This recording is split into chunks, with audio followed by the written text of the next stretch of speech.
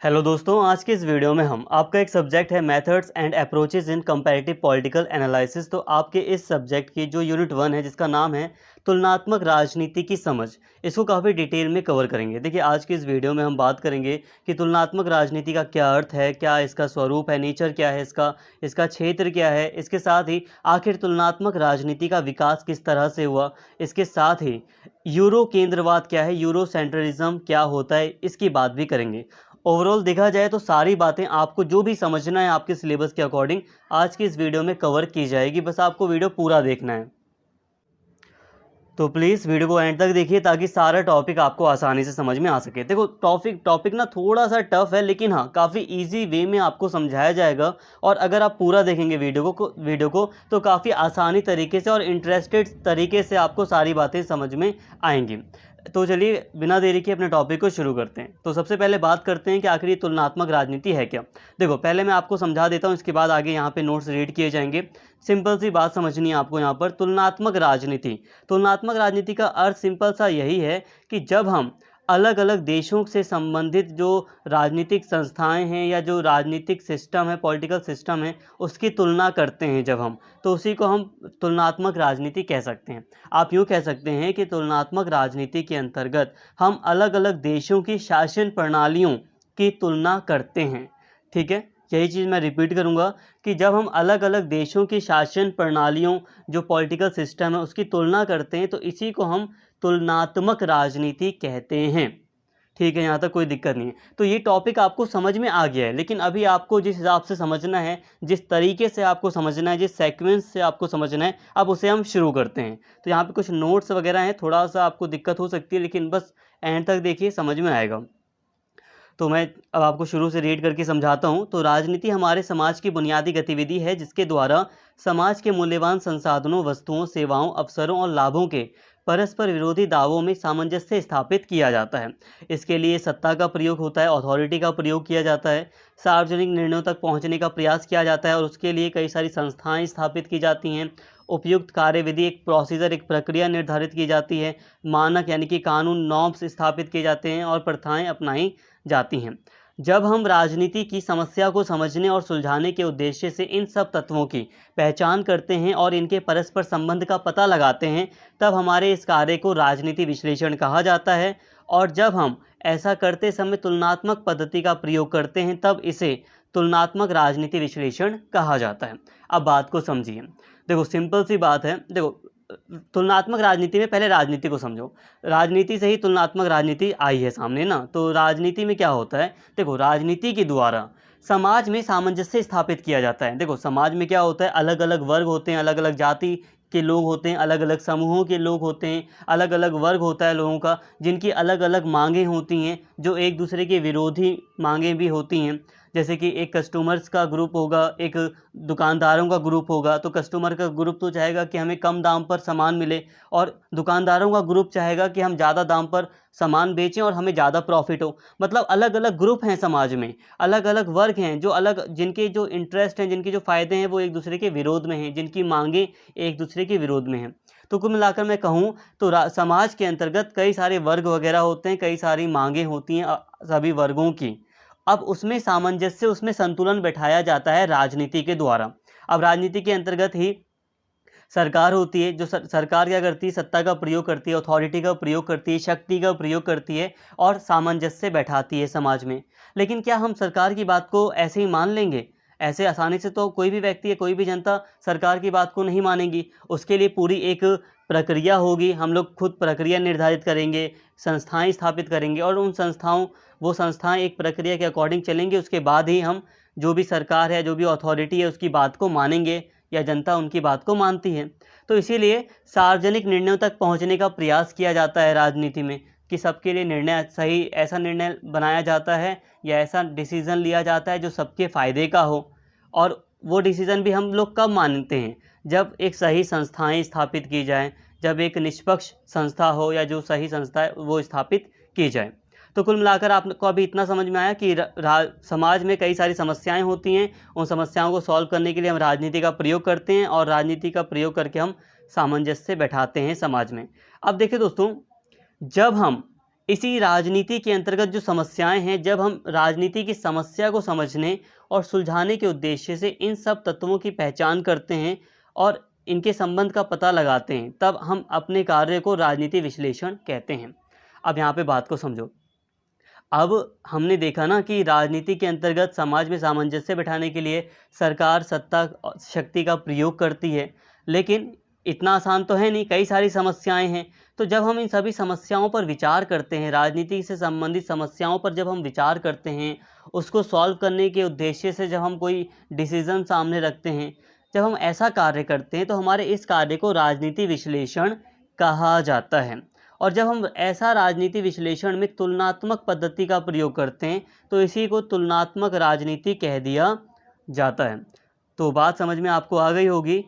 अभी जब नॉर्मली हम राजनीति से संबंधित विषयों का अध्ययन करते हैं या राजनीति से संबंधित जो समस्याएं हैं या उनको हल करने का जो हम प्रयास करते हैं, उसको हम राजनीति विश्लेषण कहते हैं। लेकिन जब हम तुलना करते हैं, जब हम कंपैरिजन करना शुरू कर देते हैं, तो हम उसको कहते हैं तुलनात्मक राजनीति विश्लेषण। संक्षेप में कहा जाए तो तुलनात्मक राजनीति ऐसा विषय है जिसके अंतर्गत अलग अलग प्रकार की राजनीतिक प्रणालियों की संरचनाओं, कार्यविधि, लक्षणों और क्षमताओं इत्यादि का विश्लेषण किया जाता है, ताकि राजनीति के सामान्य नियमों का पता लगाया जा सके। अब देखो, सिंपल अगर हम संक्षेप में बात करें तो तुलनात्मक राजनीति क्या है। तुलनात्मक राजनीति के अंतर्गत दोस्तों, राजनीतिक प्रणाली की जो राजनीति पॉलिटिकल सिस्टम है, किसी भी देश का पॉलिटिकल सिस्टम है। पॉलिटिकल सिस्टम क्या होता है, देखो यूएसए है। अब यूएसए में कानून बनाने के लिए एक संस्था है, यानी कि वहाँ की एक संसद है। इसके अलावा एक न्यायपालिका है, इसके अलावा एक कार्यपालिका है। तो ये क्या होता है, ये राजनीतिक प्रणाली है। तो किसी भी देश की जो राजनीतिक प्रणाली है, जब उसकी हम दूसरे देश की राजनीतिक प्रणाली से तुलना करते हैं, तो इसी को हम तुलनात्मक राजनीति कहते हैं। आई होप यहाँ तक आपको सामान्य रूप से सारी बातें समझ में आ गई होंगी। और नहीं भी समझ में आया तो सिंपल सी बात को यहाँ पर समझिए। अभी मैंने आपको यहाँ पे नोट्स तो काफ़ी दिखाए, लेकिन हाँ, आपको याद होते हैं तो ठीक है, नहीं तो आपको इतना समझ में आ गया कि तुलनात्मक राजनीति का मतलब क्या है। इसका मतलब यही है कि इसके अंतर्गत हम अलग अलग देशों की राजनीतिक जो प्रणालियां हैं उनकी तुलना करते हैं। जैसे कि भारत में क्या है, भारत में पार्लियामेंट सिस्टम है, ठीक है, भारत में संसदीय व्यवस्था स्थापित है। अमेरिका में क्या है, प्रेसिडेंशियल यानी कि राष्ट्रपति शासन, वहाँ पे अध्यक्षीय शासन व्यवस्था स्थापित की गई है अमेरिका में। तो अब अमेरिका में हम देखते हैं कि राष्ट्रपति वहाँ का सबसे प्रमुख व्यक्ति होता है अमेरिका का, और भारत में सारी शक्ति किसके पास होती है, प्रधानमंत्री के पास होती है। तो हम ऐसे जब हम तुलना करते हैं दोनों देशों की राजनीतिक प्रणाली की, तो इसको हम तुलनात्मक राजनीतिक प्रणाली या तुलनात्मक राजनीति कह देते हैं या कहते हैं। और अगर आपको ये वाला नोट में ये वाली लाइन याद हो तो यहाँ पे ध्यान देना कि हम जब राजनीति में तुलनात्मक पद्धति का प्रयोग करते हैं ना, तो वो तुलनात्मक राजनीति बन जाती है। मतलब क्या है कि एक तुलनात्मक पद्धति भी होती है, तुलना करने का एक तरीका होता है। तो वो तरीका क्या है उसको आप समझिए यहाँ पर। तो तुलनात्मक राजनीति में हम देखते हैं कि तुलनात्मक पद्धति का प्रयोग किया जाता है, एक ये मेन पॉइंट है यहाँ पर। अब जितनी बातें आपको समझ में आई ठीक है, धीरे धीरे आएंगी, थ्योरी के चैप्टर हैं, ऐसे ही समझ में आते हैं, धीरे धीरे ही आते हैं समझ में। तो तुलनात्मक पद्धति क्या होती है इसको मैं समझा देता हूँ पहले। तुलनात्मक पद्धति यानी कि कंपैरेटिव मेथड क्या होता है इसको समझिए। देखो, जब हम किन्हीं दो या दो से अधिक वस्तुओं या प्रक्रियाओं को तर्क संगत आधार पर एक ही श्रेणी में रखते हुए फिर उनके अलग अलग अंशों की समानताओं और भिन्नताओं के आधार पर किसी निश्चित नियम तक पहुंचते हैं, तो उसे ही हम कंपैरेटिव मेथड या तुलनात्मक पद्धति कहते हैं। देखो, यहाँ सिंपल सी बात है यार, एक वस्तु की किसी दूसरे या तीसरे वस्तु के साथ तुलना करना, एक से अधिक वस्तुओं के साथ तुलना करना, इसी को हम तुलनात्मक पद्धति कहते हैं। सिंपल है ये, बहुत आसान भाषा में। और तुलना करने के बाद हम किसी निश्चित नियम तक पहुंचते हैं, निष्कर्ष तक पहुंचते हैं। एक तुलना करने के बाद हम निष्कर्ष तक भी पहुंचते हैं।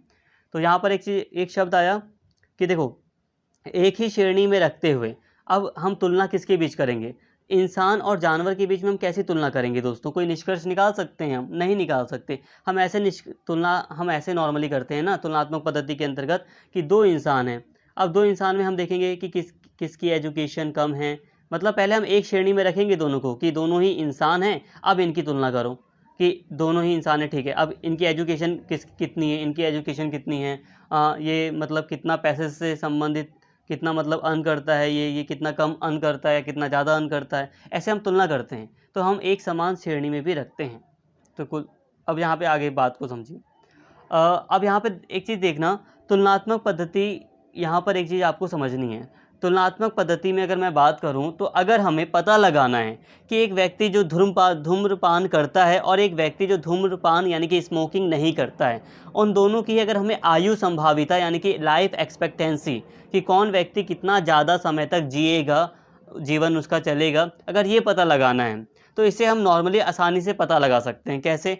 एक व्यक्ति जो स्मोकिंग करता है वो और एक व्यक्ति जो स्मोकिंग नहीं करता है वो, जब हम उन दोनों व्यक्तियों को साथ में रखते हैं, मतलब जब उन दोनों ही व्यक्तियों को देखेंगे, एक व्यक्ति जो स्मोकिंग करता है और एक व्यक्ति जो स्मोकिंग नहीं करता है, तो हम आसानी से पता लगा सकते हैं कि किस व्यक्ति की जो लाइफ एक्सपेक्टेंसी है वो कम होगी। जाहिर सी बात है, जो स्मोकर व्यक्ति है, जो धूम्रपान करने वाला व्यक्ति है, उसकी लाइफ एक्सपेक्टेंसी कम होगी। इसे हम प्रमाणिक रूप से साबित कर सकते हैं। यहाँ बात को समझिए। तुलनात्मक पद्धति के अंतर्गत आप यहाँ पर ये भी देखिए, तुलना करते समय अगर हम बात करें कि अगर हम एक उदाहरण यहाँ पे दिया गया है स्मोकिंग का, कि एक व्यक्ति है जो स्मोकिंग करता है और एक व्यक्ति मतलब स्मोकिंग करता है और कुछ व्यक्ति जो है वो स्मोकिंग नहीं करते हैं। अगर हमें ऐसे तुलना करनी है कि किसकी आयु ज़्यादा लंबे समय तक चलेगी, तो हम इसकी आराम से तुलना कर सकते हैं। ठीक है, ऐसी तुलना हम आराम से कर सकते हैं और जाहिर सी बात है, जो स्मोकिंग करने वाला व्यक्ति है उसकी तुलना में जो स्मोकिंग नहीं करता है उस व्यक्ति की लाइफ एक्सपेक्टेंसी ज़्यादा होगी। और मतलब कहने का है कि हम यहाँ पे साइंटिफिक और ऑथेंटिक रूप से प्रमाणित कर सकते हैं अपनी बात को। इसके साथ ही अगर प्राकृतिक विज्ञान में, नेचुरल साइंस में कोई घटना होती है, कुछ घटित होता है, तो इसका भी हम प्रमाणिक या ऑथेंटिक रूप से इस बात को भी हम साबित कर सकते हैं। हम लैब में जा सकते हैं, लैब में जाकर हम एक्सपेरिमेंट कर सकते हैं और ये बात हम साबित कर देंगे, कोई दिक्कत नहीं है। लेकिन तुलनात्मक राजनीति में ऐसा नहीं होता। तुलनात्मक राजनीति में ऐसा नहीं होता कि हम साइंटिफिक या प्रमाणिक रूप से कोई बात साबित कर पाएँ। ऐसा इसलिए दोस्तों क्योंकि देखो, यहाँ पर तो हम लैब में जा सकते थे, स्मोकिंग और ये जो मैंने एग्जांपल दिया, प्राकृतिक विज्ञान से संबंधित कोई घटना है तो हम लैब में जाकर एक्सपेरिमेंट कर सकते हैं, है ना। यहाँ पर हम एक्सपेरिमेंट कर सकते हैं, किसी पौधे के ऊपर, किसी जानवर के ऊपर एक्सपेरिमेंट कर दिया और हमने रिजल्ट बता दिया कि भाई ऐसी ऐसी बात है। लेकिन तुलनात्मक राजनीति में ऐसा कुछ नहीं है। तुलनात्मक राजनीति में हम साइंटिफिक और ऑथेंटिक बात, यहाँ पर हम लैब में जाकर कोई एक्सपेरिमेंट नहीं कर सकते। ऐसा इसलिए क्योंकि देखो, अब एग्जाम्पल लेते हैं तुलनात्मक राजनीति का, जैसे कि भारत है। अब भारत में आप बताइए, संसदीय प्रणाली ज़्यादा अच्छी है या अध्यक्षीय प्रणाली ज़्यादा अच्छी है? संसदीय प्रणाली का मतलब होता है जहाँ पर प्रधानमंत्री और राष्ट्रपति दोनों काम करते हैं, और अध्यक्षीय शासन प्रणाली का मतलब होता है जहाँ पर सिर्फ राष्ट्रपति ही प्रमुख होता है, जैसे कि यूएसए में। अब बताओ भारत के लिए कौन सी अच्छी है? अगर हमें ऐसे तुलना करनी है तो हम कोई एक्सपेरिमेंट नहीं कर सकते यहाँ पे हम क्या करेंगे, हम उन देशों का एग्जाम्पल लेंगे जहाँ पर अमेरिका जैसी व्यवस्था है, अध्यक्षीय प्रणाली है, और हम उन देशों का एग्जाम्पल लेंगे जहाँ पर भारत की तरह संसदीय प्रणाली है। फिर हम दोनों ही देशों की तुलना करेंगे कि कहाँ पर कितनी ज़्यादा चीज़ें अच्छी हैं। फिर हम देखेंगे कि लोग वहाँ के कैसे हैं, समाज कैसा है, समाज की भी तुलना करेंगे। तो कई सारे फैक्टर्स की हम तुलना करेंगे, उसके बाद हम एक निष्कर्ष निकालेंगे। ठीक है, यहाँ पर हम किसी लैब में नहीं जाएंगे कि हम लैब में गए और हमने साबित कर दिया कि भारत के लिए भाई अध्यक्षीय शासन प्रणाली ज़्यादा अच्छी है। ऐसे हम साबित नहीं कर सकते। और ऐसे भी नहीं कर सकते कि एक साल भारत में हम संसदीय शासन प्रणाली स्थापित कर दें और एक साल भारत में हम अध्यक्षीय शासन प्रणाली स्थापित कर दें, है ना। तो यहाँ तक आपको इतनी बात समझ में आ गई कि तुलनात्मक पद्धति क्या होती है। तुलनात्मक पद्धति में हम तुलना करते हैं तर्क संगत आधार पर, जिसमें कोई लॉजिक हो, इस आधार पर हम तुलना करते हैं। लेकिन हाँ, तुलनात्मक राजनीति में हम यहाँ पे ये बात भी ध्यान रखते हैं कि तुलनात्मक राजनीति में हम एक्सपेरिमेंट नहीं कर सकते, सिर्फ तुलना ही करते हैं। तुलना कर हम एक निष्कर्ष तक पहुँचते हैं कि हाँ भाई ये बात ऐसी ऐसी है, थोड़ा सा अंदाज़ा भी लगा लेते हैं। एक्सपेरिमेंट नहीं होता, एक्सपेरिमेंट तो या ऐसे एग्जाम्पल में हो सकता है। तो ठीक है, यहाँ तक बातें। अब हम बात करते हैं तुलनात्मक राजनीति के स्वरूप की। यार देखो, तुलनात्मक राजनीति का स्वरूप मतलब होता है कि कोई चीज़ कैसी है, क्या है क्या स्वरूप, नेचर कैसा है। सिंपल सी बात है। यहाँ पर अभी तक हमने जितना कुछ भी पढ़ा ना, वो सब का सब तुलनात्मक राजनीति का स्वरूप ही था। जितना भी कुछ मैंने आपको पढ़ाया वो सब का सब तुलनात्मक राजनीति का स्वरूप ही था। तो अगर आपसे डायरेक्ट क्वेश्चन बोले कि स्वरूप लिखिए, तो जितना मैंने अभी तक इतना पढ़ाया वो भी लिखना और आगे जो पढ़ा रहा हूँ वो भी लिखना। सब कुछ यहाँ पे स्वरूप में ही आता है। अब सिंपल सा फिर भी एक स्टार्टिंग से समझते हैं इस टॉपिक को भी थोड़ा सा। तो तुलनात्मक राजनीति के अगर हम स्वरूप की बात करें तो तुलनात्मक राजनीति के अंतर्गत अलग अलग राष्ट्रों में प्रचलित राजनीतिक प्रणालियों की तुलना की जाती है। एक लाइन में, 1.5 लाइन में ख़त्म। क्या ख़त्म? कि तुलनात्मक राजनीति के अंतर्गत अलग अलग जो राष्ट्र हैं, अलग अलग जो देश हैं, वहाँ पर जो राजनीतिक प्रणालियाँ प्रचलित हैं उनकी तुलना की जाती है। जो पॉलिटिकल सिस्टम प्रचलित है, जैसे कि कहीं पर न्यायपालिका अलग तरीके की है, बाद में अलग तरीके की न्यायपालिका है, तो हम तुलना करें जब, तो इसे हम कहते हैं तुलनात्मक राजनीति। ठीक है, अब और क्या पढ़ना है इसमें हमें? अब यहाँ पर देखिए, प्राचीन काल में प्रसिद्ध यूनानी दार्शनिक अरस्तु ने अपने शिष्यों को अलग अलग नगर राज्यों में भेजकर 158 शासन प्रणालियों के बारे में विवरण तैयार कराए थे। इसीलिए उनको अरस्तु को तुलनात्मक राजनीति का जनक भी कहा जाता है। अब हाँ, यहाँ पे बात को ध्यान से समझिए। देखो दोस्तों, तुलनात्मक राजनीति से संबंधित जो हमें प्राचीन उदाहरण मिलता है ना, कि तुलनात्मक राजनीति की शुरुआत कब हुई, तो हमें अरस्तु के टाइम पे आराम से एग्जाम्पल मिल जाता है। अब अरस्तु कितने साल पुराने हैं? तो नॉर्मली 2500 साल पुराने अरस्तु हैं, लगभग 2500 साल पुराने एरिस्टोटल को माना जाता है। तो अब देखो, अब अरस्तु के टाइम पर हमें प्राचीन उदाहरण मिलता है तुलनात्मक राजनीति का। वो कैसे? वो ऐसे कि तुलनात्मक राजनीति के अंतर्गत अरस्तु ने क्या किया? अरस्तु ने पहले ना सिटी स्टेट हुआ करते थे, यूनानी छोटे छोटे नगर राज्य हुआ करते थे, छोटे छोटे सिटीज़ हुआ करती थी, छोटे छोटे राज्य हुआ करते थे। तो ऐसे 100 अपने शिष्यों को उन्होंने ऑर्डर दिया, अरस्तु ने ऑर्डर दिया अपने शिष्यों को कि उन्हें अलग अलग नगर राज्यों में भेजा और 158 तरीके की शासन प्रणालियों का विवरण तैयार करवाया। मतलब समझिए कि अलग अलग नगर राज्यों में भेजा अपने शिष्यों को अरस्तु ने, और उनसे क्या करवाया? उनसे क्या तैयार किया? अलग अलग जो शासन प्रणालियां हैं वो तैयार कराई गई। अलग अलग शासन प्रणालियों का मतलब ये है कि अलग अलग राज्य में अलग अलग तरीके से शासन चलता है, तो सबका अपना एक अलग तरीका है अपने देश को चलाने का, अपने राज्य को चलाने का। तो 158 तरीके की शासन प्रणालियों के बारे में विवरण तैयार किया अरस्तु ने, और इसी कारण से हम अरस्तु को, एरिस्टोटल को तुलनात्मक राजनीति का जनक भी कहते हैं। वैसे ना अरस्तु को हम पूरे का पूरे पॉलिटिकल साइंस का ही जनक कहते हैं। ठीक है, तो यहाँ तक बात आपको समझ में आ गई। अब और भी विचारक संबंधित हैं यहाँ पर, तो कुछ विचारकों की हम परिभाषा को देखते हैं। यहाँ पर माइकल कर्टिस ने कुछ बातें कही हैं तुलनात्मक राजनीति के बारे में, इसको आप समझिए। तुलनात्मक राजनीति का संबंध ऐसे व्यवहार, संस्थाओं, प्रक्रियाओं, विचारों और मूल्यों से है जो एक से अधिक देशों में पाए जाते हैं। इन्होंने कहा, माइकल कर्टिस के अनुसार जो तुलनात्मक राजनीति है उसका संबंध एक से अधिक देशों की राजनीतिक प्रणालियों से ही है। कहने का मतलब है कि अलग अलग देशों में जो व्यवहार किया जाता है राजनीति से संबंधित, या अलग अलग जो संस्थाएं हैं, जो अलग अलग प्रोसीजर है अपने देश की राजनीति को चलाने का, जो अलग अलग विचार हैं हर जगह, जैसे कि अमेरिका में पूंजीवाद है, रशिया हो गया, वहाँ पे समाजवाद था पहले, तो अलग अलग जो विचार हैं, अलग अलग जो वैल्यूज़ हैं, ये एक से अधिक देशों में, ये तुलनात्मक राजनीति का ही एक हिस्सा हैं। इसके साथ ही डेविड रॉबर्टसन की बात करें अगर हम, तो इनके अनुसार एक अध्ययन के रूप में तुलनात्मक शासन का सार तत्व तुलना करना है कि अलग अलग समाज विभिन्न समस्याओं का सामना कैसे करते हैं, इनसे जुड़ी राजनीतिक और संस्थाओं की भूमिका में इसकी क्या खास दिलचस्पी रहती है। देखिए दोस्तों, यहाँ पे अगर हम डेविड रॉबर्टसन की बात करें तो इन्होंने भी कहा, तुलनात्मक राजनीति के बारे में कुछ बातें बताई हैं। तो इन्होंने कहा कि तुलनात्मक शासन का जो सार तत्व है, तुलनात्मक राजनीति का जो सार तत्व है वो है तुलना करना।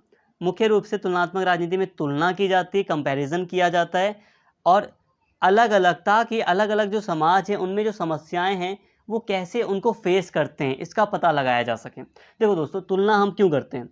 कभी भी हम तुलना करते हैं, क्यों करते हैं? ताकि हमें कोई अच्छी चीज़ मिल सके। सिंपल सी बात है, अगर आप कपड़े लेने गए हो तो आपको 2 जीन्स की पैंट्स पसंद आ गई हैं, तो आप 2 में से एक ही ख़रीदना है आपको, तो आप तुलना करोगे, अरे इसका तो रंग थोड़ा सा अलग लग रहा है, इसका थोड़ा अच्छा लग रहा है ना, ये वाली जो जीन्स है उसका थोड़ा सा कपड़ा अच्छा नहीं लग रहा, इसका अच्छा लग रहा है। मतलब ऐसे हम तुलना करते हैं ताकि हम अच्छी चीज़ ले सकें, जो अच्छी चीज़ हो, हमें जो पसंद अच्छी चीज़ हो हमारे लिए हो, वो उसका हम फ़ायदा उठा सकें, तो इसीलिए हम तुलना करते हैं। तो डेविड रॉबर्टसन भी यही कह रहे हैं कि तुलना ही मुख्य रूप से तुलनात्मक राजनीति में की जाती है, ताकि समाज में जो समस्याएं फेस की जा रही हैं उसके बारे में पता चल सके, और राजनीतिक संस्थाओं की जो भूमिका है इसमें बहुत ज़्यादा इम्पॉर्टेंट होती है। तो यहाँ तक हमने तुलनात्मक राजनीति का एक नेचर देख लिया, तुलनात्मक राजनीति का क्या स्वरूप है इसको समझ लिया।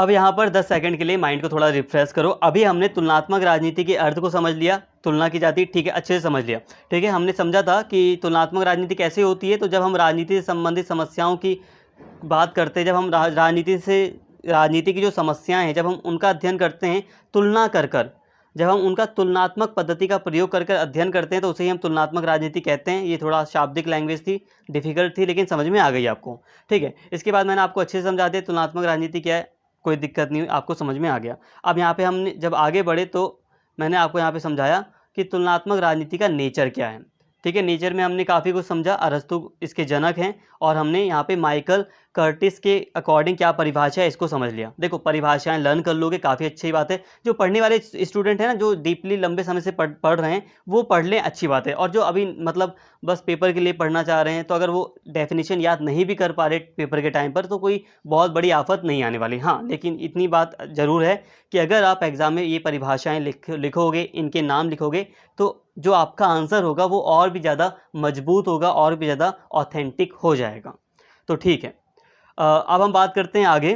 तो यहाँ तक हमने काफ़ी कुछ समझ लिया। अब हम बात कर रहे हैं कि तुलनात्मक राजनीति यानी कि जो ये कंपैरेटिव पॉलिटिक्स है, इसका विकास कैसे हुआ, आखिर ये डेवलप कैसे हुई। अचानक से तो प्रकट नहीं हो गई होगी, तो इसका विकास कैसे हुआ। तो अरस्तु का योगदान है इसमें, सबसे बड़ा योगदान इसमें अरस्तु का है। स्टार्टिंग से ही अगर हम बात करें तो सबसे पहले जो योगदान दिया तुलनात्मक राजनीति में, वो एरिस्टोटल ने दिया था।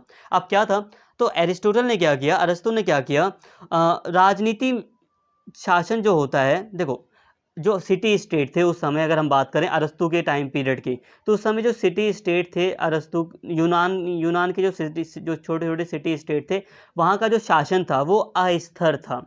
अस्थिर मतलब कोई कंफर्म नहीं था कि एक लंबे समय तक राजतंत्र का शासन रहे, या किसी जो भी पॉलिटिकल पार्टी है, जो भी पॉलिटिकल संघ है, जो उस समय पार्टी तो नहीं थी वैसे, लेकिन जो भी संस्था है उसका शासन हो।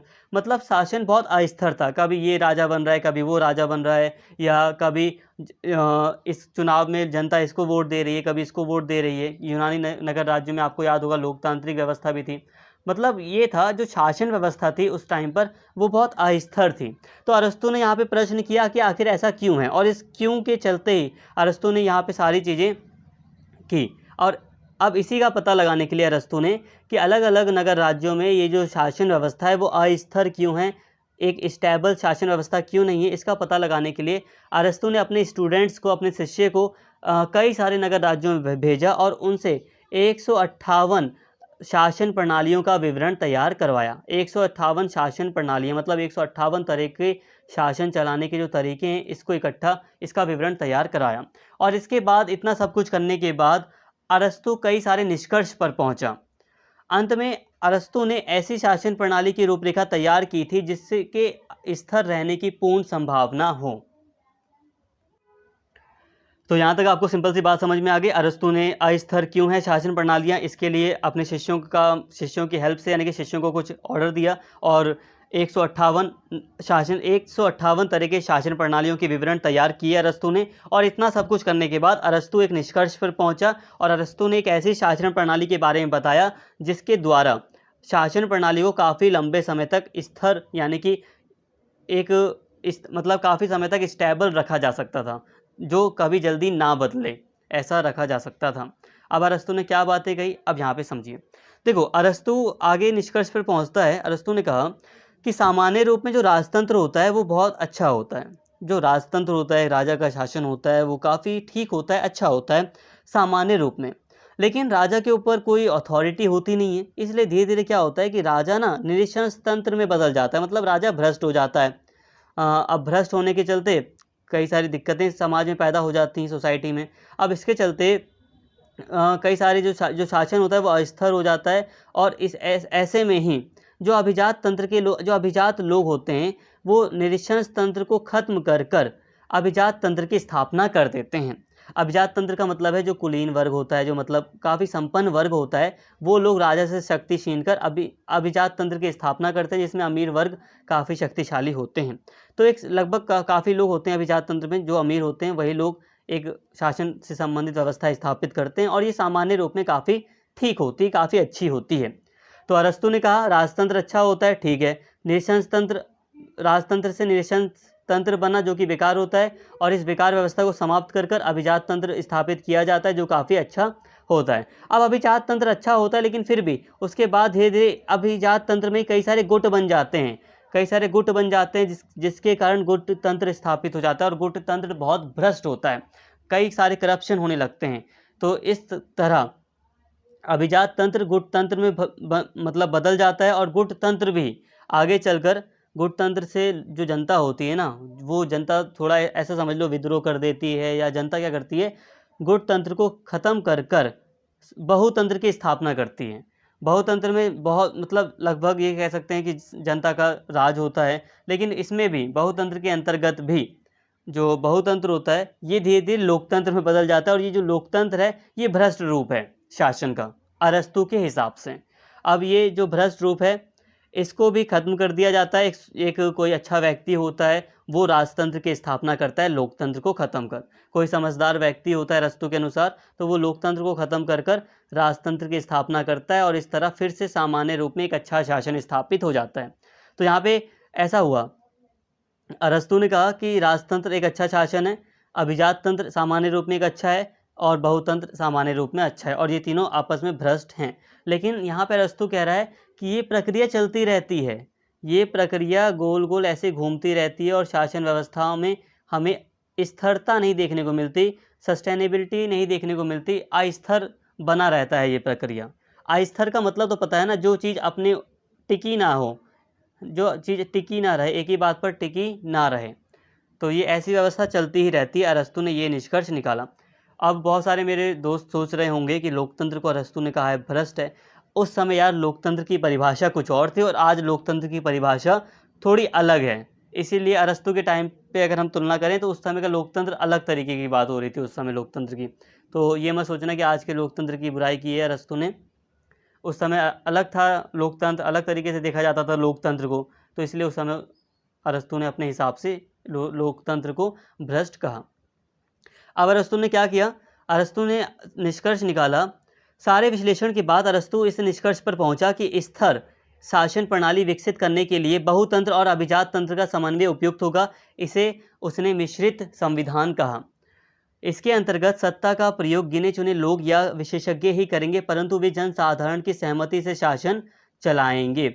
अब अरस्तू ने क्या निष्कर्ष निकाला दोस्तों, अरस्तू ने निष्कर्ष निकाला कि ये जो बहुतंत्र व्यवस्था थी और ये जो अभिजात तंत्र व्यवस्था थी, ये दोनों मिलकर शासन करेंगी। मिलकर ऐसे होगा, अभिजात तंत्र का मतलब हुआ अमीर वर्ग होंगे, काफ़ी ज़्यादा पढ़े लिखे लोग हैं, अच्छे घर से हैं, वो लोग होंगे। साथ में सामान्य जो लोग हैं उनका भी शासन होगा, जो सामान्य लोग हैं वो भी शासन प्रक्रिया में अपना हिस्सा देंगे। तो कुल मिलाकर यहाँ पर ये दोनों ही मिलकर शासन करेंगे, और इसको अरस्तू ने मिश्रित संविधान कहा। मिश्रित संविधान, मिक्स्ड कॉन्स्टिट्यूशन की संख्या दी, और इसी से शासन व्यवस्था अगर चलाया जाएगा तो वो काफ़ी ज़्यादा स्थिर होगा, टिका रहेगा लंबे समय तक, ऐसा अरस्तू ने कहा। तो यहाँ पर हमने तुलनात्मक पद्धति के अंतर्गत देखा कि आखिर हमने तुलनात्मक राजनीति के विकास के अंतर्गत देखा कि अरस्तू का एक बहुत बड़ा योगदान था। क्या क्या बातें अरस्तू ने कही थी ये मैंने आपको सेपरेटली पढ़ा दिया। अब तुलनात्मक राजनीति के विकास में हम बात करें तो अरस्तू के एक लंबे समय बाद हमें कोई बड़ा योगदान नहीं देखने को मिला तुलनात्मक राजनीति के विकास में। अब बहुत लंबे समय बाद मैकियावेली ने इसमें योगदान दिया। आप खुद सोचिए, मैंने बताया था कि अरस्तू लगभग 2500 साल पुराने हैं। अब और मैकियावेली की बात करूं तो मैकियावेली आज से आप यहाँ पे देख सकते हैं लगभग 600 साल पुराने हैं। मैकियावेली की बात करूं मैं तो मैकियावेली का नाम आता है 600 साल पुराना, बस, ठीक है। तो एक लंबे समय तक तुलनात्मक राजनीति में कोई विकास नहीं हुआ था। इसके बाद मैकियावेली ने अपना योगदान दिया। अब क्या बातें मैकियावेली ने कही हैं इसको मैं समझाता हूँ। तो मैकियावेली ने शासन प्रणालियों का वर्गीकरण किया है। कैसे किया है इसको यहाँ पे समझिए। यहाँ पे थोड़ा सा मैं बैकग्राउंड बताऊँगा। इटली से संबंधित हैं यहाँ पे मैकियावेली। इटली के एक प्रसिद्ध यहाँ पे ये दार्शनिक हैं, विचारक हैं, क्योंकि उस समय जिस समय ये जिंदा थे उस समय इटली का जो शासन था वो अलग अलग आइलैंड के रूप में बटा हुआ था। मतलब आप समझ सकते हैं कि इटली ना एकीकृत नहीं था। जैसे आज हम देखते हैं ना इटली एक लंबा सा देश, एकीकृत एक देश है इटली, पहले ऐसा नहीं था। ऐसे का मतलब पहले आइलैंड्स के रूप में अलग अलग बाउंड्रीज़ के रूप में इटली पर अलग अलग राजा शासन कर रहे थे, अलग अलग राज्य के रूप में। इसका जो शासन था वो बिखरा हुआ था। इसीलिए मैकियावेली ने अपने देश इटली को एकीकृत करने के लिए अपने हिसाब से शासन प्रणाली के बारे में बहुत सारी बातें कही। क्या बातें कही इसको समझ लेते हैं। देखो, मैकियावेली ने कहा कि दो तरह की शासन प्रणालियां हैं मुख्य रूप से, एक है गणतंत्र और एक है राजतंत्र। मैकियावेली ने कहा जहाँ के लोग सच्चरित्र हों, जहाँ के लोग बहुत अच्छे हैं, जिनका चरित्र अच्छा है, वहाँ गणतंत्र की स्थापना होनी चाहिए। और जहाँ के लोग दुष्चरित्र हैं, जिनका चरित्र बेकार है, जहाँ के लोग भ्रष्ट हैं, बहुत ज़्यादा बेकार हैं, और मतलब एक तरह से कह सकते हैं जिनका बेकार चरित्र है, वहाँ पर राजतंत्र की स्थापना की जानी चाहिए। मतलब जहाँ के लोग कपटी हैं, छल कपट बहुत ज़्यादा आता है, जहाँ के लोगों को भ्रष्ट हैं, डर मतलब बेकार लोग हैं, तो वहाँ पर राजतंत्र की स्थापना होनी चाहिए, ऐसा मैकियावेली ने कहा। तो इस तरह से मैकियावेली ने यहाँ पे तुलनात्मक राजनीति के अंतर्गत थोड़ी सी यहाँ पे ये अलग अलग शासन प्रणालियों के बारे में अपना विवरण प्रस्तुत किया, एक गणतंत्र और एक राजतंत्र के बारे में। देखो, मैकियावेली ने कहा ना कि बहुत सारी बातें कही हैं, लेकिन थोड़ा सा मैं इंपॉर्टेंट बता दूं। मैकियावेली ने कहा एक राजा को लोमड़ी की तरह चालाक होना चाहिए और शेर की तरह बहादुर। लोमड़ी की तरह चालाक और शेर की तरह बहादुर, मतलब यह है कि राजा के अंतर्गत लोमड़ी और शेर दोनों के गुण होने चाहिए। लोमड़ी की तरह उसे, देखो, शेर चाहे कितना ही शक्तिशाली क्यों ना हो, लेकिन वो इतना चालाक नहीं होता। चालाक का मतलब वो फंदे में फंस जाता है, शेर को कैद किया जा सकता है, लेकिन फिर भी तो इसलिए उसे मतलब चालाक होना चाहिए, राजा को चालाक होना चाहिए। और उसे शेर जैसा इसलिए होना चाहिए क्योंकि देखो, लोमड़ी कितनी ही चालाक क्यों ना हो, लेकिन वो अपने आप को भेड़ियों से बचा नहीं पाती। तो इसलिए राजा को शेर की तरह बहादुर होना चाहिए, ताकि वो ताकत दिखाकर अपने आप को किसी भी चीज़ से बचा भी सके, और लोमड़ी की तरह चालाक होना चाहिए, ऐसा मैकियावेली ने कहा था। तो यहाँ पे हमने देखा थोड़ा सा मैकियावेली को, कि मैकियावेली ने तुलनात्मक राजनीति के अंतर्गत गणतंत्र और राजतंत्र की बात कर तुलना करी है शासन प्रणालियों की। अब मॉन्टेस्क्यू का क्या योगदान है इसको समझ लेते हैं।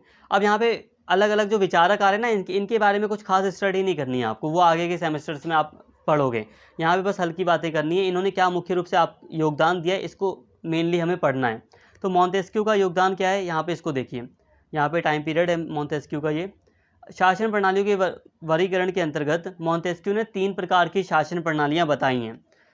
मॉन्टेस्क्यू ने कहा एक गणतंत्र, एक राजतंत्र और एक निरंकुश तंत्र, ये 3 तरह की शासन प्रणालियाँ होती हैं। अब मॉन्टेस्क्यू के अनुसार मॉन्टेस्क्यू ने कहा उत्कृष्ट और निकृष्ट। देखो, मॉन्टेस्क्यू ने कहा जो गणतंत्र और जो राजतंत्र जो प्रणालियाँ हैं वो काफ़ी ज़्यादा उत्कृष्ट होती हैं। उत्कृष्ट मतलब काफ़ी ज़्यादा अच्छी होती हैं। देखो, उत्कृष्ट का मतलब होता है काफ़ी ज़्यादा अच्छी। मॉन्टेस्क्यू ने कहा गणतंत्र और राजतंत्र दोनों काफ़ी ज़्यादा अच्छी शासन प्रणालियां हैं। जो गणतंत्र होता है वो सद्गुण पर आधारित होता है, अच्छे गुणों पर आधारित होता है। गणतंत्र के अंतर्गत लोकतंत्र आता है, देश जो कि देश प्रेम पर आधारित है। अभिजात तंत्र भी आता है सद्गुण पर आधारित गणतंत्र के अंतर्गत, जो कि संयम पर आधारित होता है। अब यहाँ पे कन्फ्यूज़न आपके माइंड में होगी, कन्फ्यूज़न रहने दो, ज़्यादा डिटेल में जाओगे तो और कन्फ्यूज़ होगे। आप कहोगे ना अभिजात तंत्र अच्छा कैसे हो सकता है, मॉन्टेस्क्यू ने कहा है तो आपको मानना है, ठीक है। मॉन्टेस्क्यू ने जो कहा आप बस वो बता रहे हो। तो मॉन्टेस्क्यू ने कहा कि गणतंत्र अपने आप में काफ़ी अच्छी शासन प्रणाली है जो कि सद्गुण पर आधारित होती है, और सद्गुण पर भी 2 तरह से आधारित शासन प्रणाली होती है, एक लोकतंत्र, एक अभिजात तंत्र। लोकतंत्र देश प्रेम पर आधारित होता है और ये संयम पर आधारित होता है, ठीक है। इसके अलावा राजतंत्र बहुत अच्छा होता है, बहुत अच्छा माना किसने, मॉन्टेस्क्यू ने। इसलिए कहा कि सम्मान पर आधारित होता है राजतंत्र। मॉन्टेस्क्यू ने कहा जो सबसे बेकार क्वालिटी का शासन है वो है निरंकुश तंत्र। ये भय पर आधारित होता है, इसमें डरा कर रखा जाता है लोगों को, ये भय पर आधारित होता है, फियर होता है इसमें। तो इस तरह मॉन्टेस्क्यू ने तुलनात्मक राजनीति के अंतर्गत अपना योगदान दिया शासन प्रणालियों का वर्गीकरण कर। तो यहाँ तक आपको सारी बातें समझ में आ गई होंगी। अब यहाँ तक हमने काफ़ी बातें कर ली, अब हम आधुनिक बात करते हैं। यहाँ पर आप थोड़ा सा ध्यान दो। तुलनात्मक राजनीति के अंतर्गत अभी हमने बात की तुलनात्मक राजनीति के विकास की, लेकिन ये क्या बातें थी, यहाँ पे हमने बात की अरस्तू की, मैकियावेली की और मॉन्टेस्क्यू की। देखो दोस्तों, ये तीनों के तीनों पुराने विचारक माने जाते हैं। हालांकि अरस्तू सबसे ज़्यादा पुराने हैं, प्राचीन हैं, और मैकियावेली, मॉन्टेस्क्यू इतने पुराने नहीं हैं, लेकिन फिर भी इनके जो विचार हैं वो पुराने माने जाते हैं। पुराने इसलिए क्योंकि ये सिर्फ बात कर रहे हैं शासन प्रणाली की। ये सिर्फ किसकी तुलना करने की बात कर रहे हैं, ये सिर्फ गवर्नमेंट की तुलना करने की बात कर रहे हैं, ये पॉलिटिकल सिस्टम की तुलना करने की बात कर रहे हैं सिर्फ। ये नहीं कह रहे हैं, ये जो विचारक हैं ये नहीं कह रहे कि जो ज़मीनी स्तर पर जो लोग हैं जिनके ऊपर कानूनों को लागू किया जा रहा है, आप उनकी तुलना करो कि क्या वहाँ के लोग इतने मत जब वोट देने जाते हैं तो उनका क्या पर्सपेक्टिव होता है, वोट देने जाते हैं वो। अमेरिका के लोग जब वोट देने जाते हैं तो वो किस सोच से अपनी पार्टी को वोट देते हैं। तो यहाँ पर इन लोगों ने सिर्फ और सिर्फ ऊपर की जो मेन चीज़ें हैं, जो पॉलिटिकल सिस्टम है, उसकी बात की है इन लोगों ने। इसीलिए इनको हम थोड़ा सा परंपरागत विचारक के रूप में देखते हैं, परंपरागत दृष्टिकोण के रूप में हम देख लेते हैं। परंपरागत मतलब पुराना, और दूसरा जो है वो आधुनिक दृष्टिकोण है। अब देखो, एक नया है तो दूसरा पुराना होगा, सिंपल सी बात है।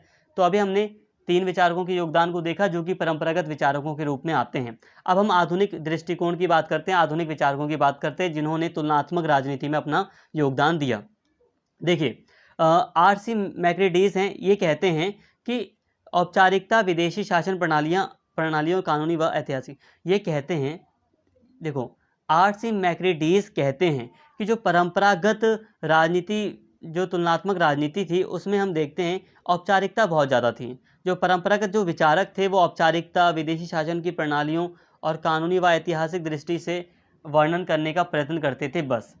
मतलब यही है कि आर.सी. मैक्रेडीज कहते हैं कि जो परंपरागत विचारक थे वो औपचारिकता की बात करते थे कि औपचारिक रूप से बस देख लो कि इंडिया में ये वाली शासन प्रणाली है और ब्रिटेन में ये वाली शासन प्रणाली है। बस औपचारिक रूप से आपने देख लिया और उनका अध्ययन कर लिया। मतलब संविधान का अध्ययन कर लिया हमने कि भारत के संविधान में लिखा है कि सब 18 वर्ष से सभी ऊपर के जितने भी व्यक्ति हैं उनको वोट का अधिकार है। हमने ये देखा, और हमने देखा अरे जो चाइना का मतलब संविधान है वहाँ पर तो ऐसा कोई ख़ास अधिकार हमें देखने को नहीं मिलता है ना, इतना बड़ा अधिकार हमें देखने को नहीं मिलता। मतलब हाँ, चाइना में भी अगर देखें तो वैसे वोटिंग राइट है, तो हमने चाइना में भी मान लो देख लिया कि हाँ, चाइना के भी इस उम्र, जो भी उम्र के व्यक्ति हैं उनको वोट डालने का अधिकार है। तो औपचारिकता थी पहले बस हम औपचारिक रूप से क्या करते थे, तुलना कर लेते थे कि हाँ यार, इस देश के संविधान में ये बातें लिखी हैं और इस देश के संविधान में ये बातें लिखी हैं, मतलब ये देश ऐसा है और ये देश ऐसा है। ज़मीनी स्तर पर नहीं देखते थे। कहने को तो अभी भाई चाइना एक रिपब्लिक स्टेट है। चाइना का पूरा नाम बताओ आप चाइना का पूरा नाम बताओ, तो आप लिखोगे रिपब्लिक ऑफ चाइना, ठीक है, पीपल्स रिपब्लिक ऑफ चाइना, यही नाम है आई थिंक। तो चाइना के नाम में रिपब्लिक वर्ड आता है। रिपब्लिक का मतलब क्या होता है, गणतंत्र। और भारत भी एक रिपब्लिक कंट्री है, हालांकि नाम हम लेते नहीं, लेकिन फिर भी भारत भी एक रिपब्लिक, एक गणराज्य है। लेकिन फिर भी ध्यान दो, हकीकत यह है कि भारत और चाइना में शासन प्रणालियों में ज़मीन आसमान का अंतर है। ठीक है, भारत और चाइना में शासन प्रणालियों में ज़मीन आसमान का अंतर है। तो ये जो आर.सी. मैक्रेडीज हैं, ये यही कह रहे हैं कि जो पहले के जो विचारक थे वो बस ऊपर से तुलना कर लेते थे। मुख्य बातें उन्होंने देख ली और उन्होंने ज़मीनी स्तर पर नहीं देखा कि आखिर मेन चीज़ हो क्या रही है ज़मीनी स्तर पर। ज़मीनी स्तर पर हम देखेंगे तो चाइना में अलग तरीके का सिस्टम है। भले ही वो कहता है कि हम गणतंत्र हैं, लेकिन ऐसा नहीं है वहाँ पर। वो उसे हम गणतांत्रिक कह ही नहीं सकते, वहाँ पर एक ही पॉलिटिकल पार्टी है। तो ये बातें हैं। इसके अलावा जो आधुनिक विचारक हैं वो कहते हैं सिद्धांतों, ढांचों और यथार्थ। जो आधुनिक विचारक हैं वो सिद्धांतों की बात करते हैं, जो स्ट्रक्चर्स है, यथार्थ व्यवहार है, जो हकीकत में किस तरह से उनको लागू किया जा रहा है नियमों को, इसकी भी तुलना करने का प्रयास करते हैं आधुनिक विचारक। ठीक है, इसके अलावा सिडनी वर्बा भी एक विचारक हैं। तो सिडनी वर्बा के बारे में अगर मैं बात करूं तो यदि आप तुलनात्मक राजनीति के क्षेत्र में प्रवेश करना चाहते हैं तो मात्र वर्णन से काम नहीं चलेगा। अब एक और आधुनिक विचारक हैं जिन्होंने अपना योगदान दिया है तुलनात्मक राजनीति में। तो इन्होंने कहा कि तुलनात्मक राजनीति में अगर आप प्रवेश करना चाहते हैं तो मात्र वर्णन से काम नहीं चलेगा, मात्र आपने बस डिफाइन कर दिया चीज़ों को तो सिर्फ इसी से काम नहीं चलेगा। बल्कि समस्याओं के सैद्धांतिक पक्ष का अन्वेषण भी करना पड़ेगा। मतलब आपको एनालिसिस करना पड़ेगा काफ़ी डिटेल में, सिद्धांतों से संबंधित क्या समस्याएं सामने आ रही हैं, लागू किस तरह से किया जा रहा है नियमों को, क्या उस समय लागू करने में क्या समस्या है, कहाँ पर, इसको बारे में आपको पढ़ना पड़ेगा। अब यहाँ पे दोस्तों एक बात कहूँगा कि अगर आपको यहाँ पे धुंधला दिख रहा होगा, ब्लर दिख रहा होगा, तो 3 डॉट का ऑप्शन होता है यूट्यूब में, वहाँ से आप क्वालिटी को बढ़ा सकते हैं वीडियो की। शासन की औपचारिक संस्थाओं के अध्ययन से काम नहीं चलेगा, बल्कि राजनीतिक प्रक्रियाओं और राजनीतिक गतिविधियों का निरीक्षण करना पड़ेगा। वही है कि गहराई से आपको समझना पड़ेगा, गहराई से आपको देख रेख करनी पड़ेगी कि जो राजनीतिक गतिविधियां वो किस तरह से चल रही हैं। ये नहीं देखना कि कानून बना दिया और कानून ही आपने देख लिया। ऐसे तो पाकिस्तान में कितने सारे अधिकार हैं वहाँ के नागरिकों को, या दूसरे जो अफ़गानिस्तान है, तो वहाँ के जो नागरिक हैं वहाँ पे अलग हमें देखना पड़ेगा ना कि वहाँ पर जब संविधान था तो वहाँ के कानून कितने ज़्यादा थे, लेकिन हमें ये देखना पड़ेगा कि हकीकत में वहाँ पर कितने कानून कितने कानून का लोग वहाँ पे फ़ायदा उठा पाते हैं, क्योंकि भाई कई सारे संगठन हैं वहाँ पर। तो हमें ज़मीनी स्तर पर देखना पड़ेगा कि वो किस तरह से चल रहा है। तो यहाँ पे ये सारी बातें थी, ठीक है। देखो सिंपल सी बात है, हम बस इतना ही समझ रहे थे कि तुलनात्मक राजनीति का विकास कैसे हुआ। अब तुलनात्मक राजनीति के विकास में ना दो तरह से विकास हुआ है इसका। एक तो परंपरागत विचारक हैं, जैसे कि अरस्तू हो गए और मैकियावेली हो गए और मॉन्टेस्क्यू हो गए, तो इन्होंने अपना अपना योगदान दिया। इसके अलावा आधुनिक विचारक हैं बहुत सारे जिन्होंने योगदान दिया, जैसे कि आरसी मैक्रेडीज़ हैं, इन्होंने योगदान दिया तुलनात्मक राजनीति में। सिडनी वर्बा हो गए 1963 से, ठीक है। इन्होंने एक बुक लिखी थी, छापी थी 1963 में I think, A civic culture, तो उसी से मैंने यहाँ पे ये लिया गया है, ठीक है। सिडनी वर्बा एक प्रमुख हो गए। इसके साथ ही ऑलमंड और पॉवेल है, तो इन्होंने भी अपना योगदान दिया है, कुछ बातें बताई हैं तुलनात्मक राजनीति से संबंधित। तो ये क्या है, इसको भी हम देख लेते हैं। तो यही सारी चीज़ें, कन्फ्यूज़न वहाँ यहाँ पे क्रिएट नहीं होनी चाहिए, सारी चीज़ें ईजी हैं, आ जाएगा समझ में। अब देखो ऑलमंड और पॉवेल ने कई सारी बातें बताई हैं हमें परंपरागत तुलनात्मक राजनीति के बारे में, ठीक है। क्या बातें बताई हैं यहाँ पर, इसको देख लो। इन्होंने कहा कि जो परंपरागत जो तुलनात्मक राजनीति थी, जो परंपरागत जो विचारक थे तुलनात्मक राजनीति से संबंधित, उन्होंने संकीर्ण दृष्टि को सामने रखा। संकीर्ण दृष्टि का मतलब छोटी दृष्टि।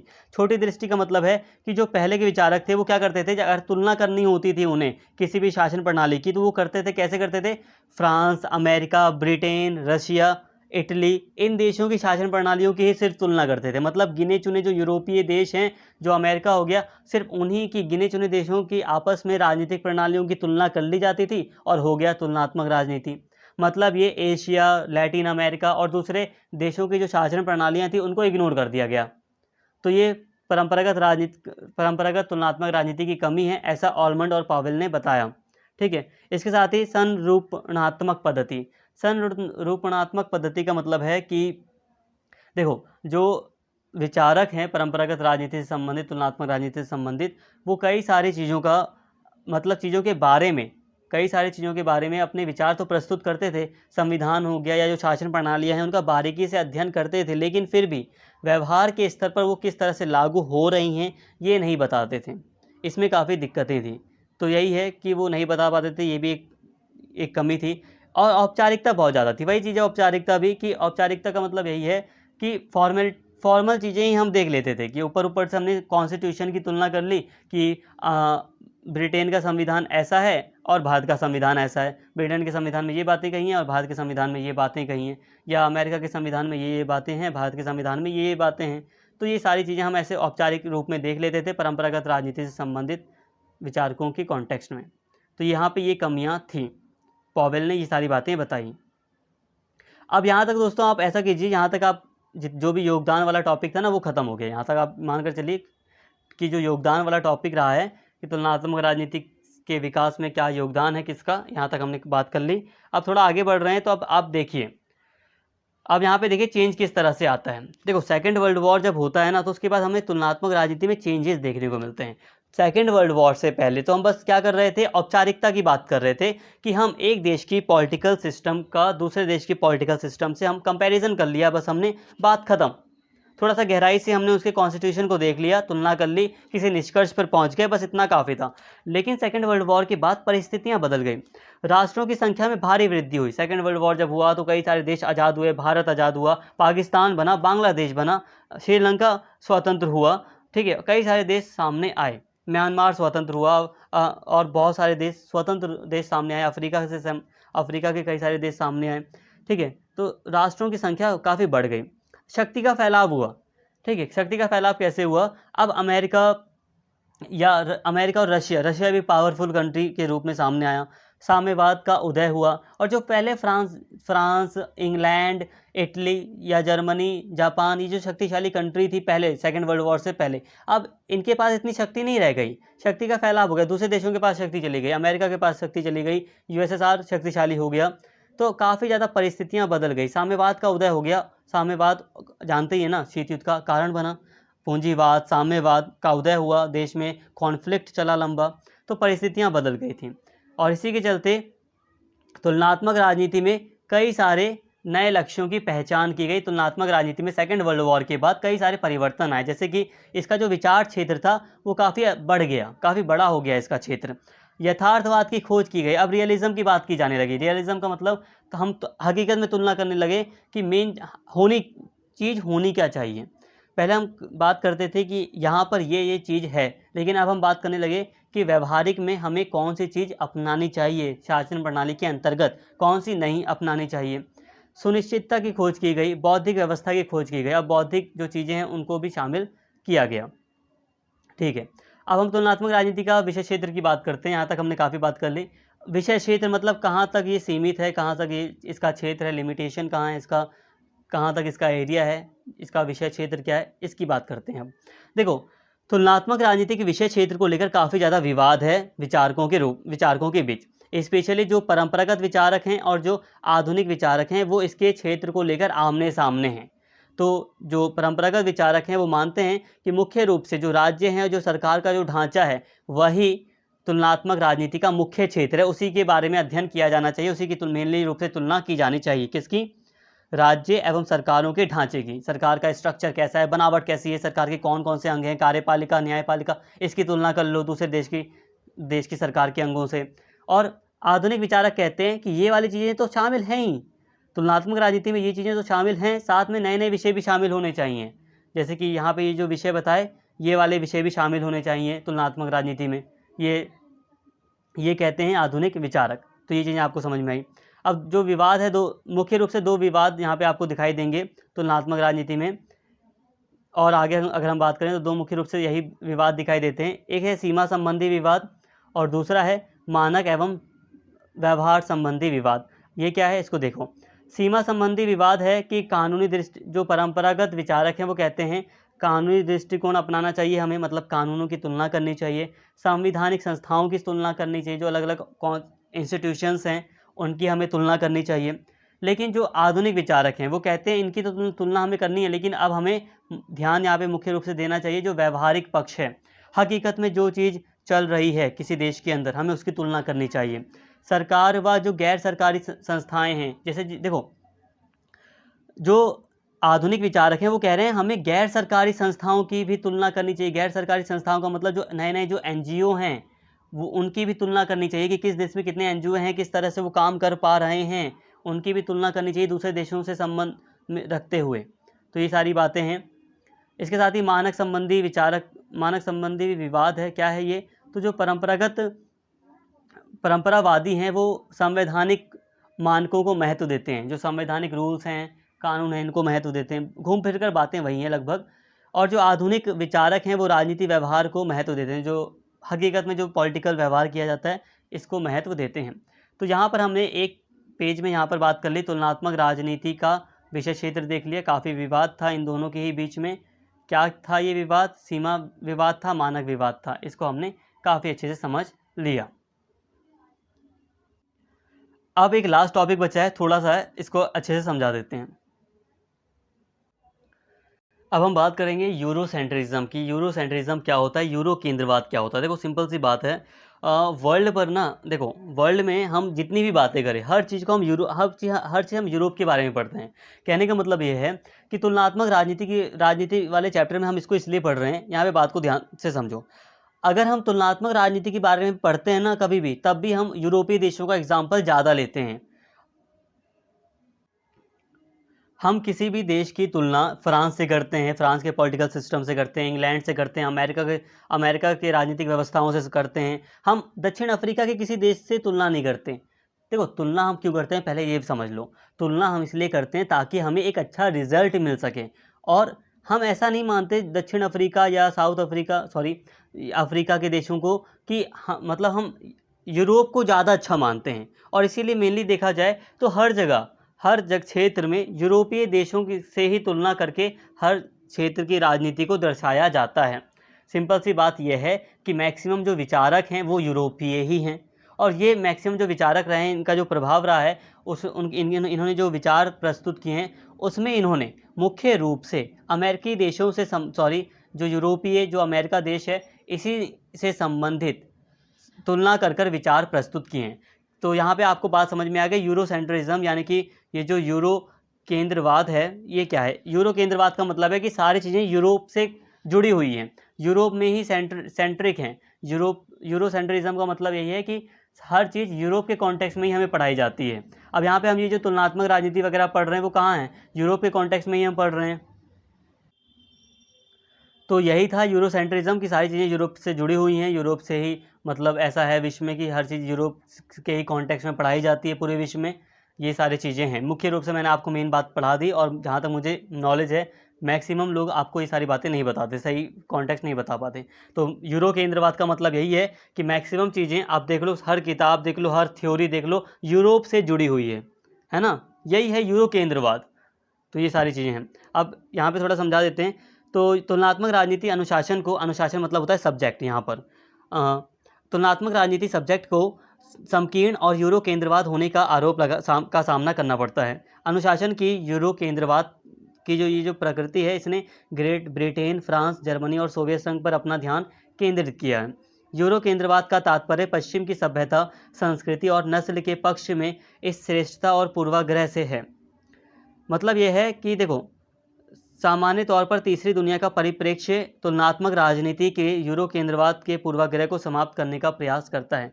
सिंपल सी बात है कि तुलनात्मक राजनीति के अंतर्गत हम देखते हैं कि यूरो केंद्रवाद हमें दिखाई देता है। आरोप लगाया जाता है भाई कई बार कि जो तुलनात्मक राजनीति का जो सब्जेक्ट है ये तो यूरो केंद्रवादी है, यूरोप से ही पूरी तरह जुड़ा हुआ है, ये ऐसा आरोप लगाया जाता है। इसने अपना जो मेन फोकस है वो ग्रेट ब्रिटेन पर फोकस किया है, फ्रांस पर फोकस किया है, जर्मनी पर फोकस किया है, यूरोपीय देशों पर इसने अपना मेन ध्यान फोकस किया है, ध्यान रखा है। जो अमेरिका हो गया, मतलब जो अफ्रीका हो गया, या जो एशिया है, मुख्य रूप से जो लैटिन अमेरिका है, इन देशों की शासन प्रणालियों पर इसने कोई ध्यान नहीं दिया है, ऐसा आरोप लगाया जाता है।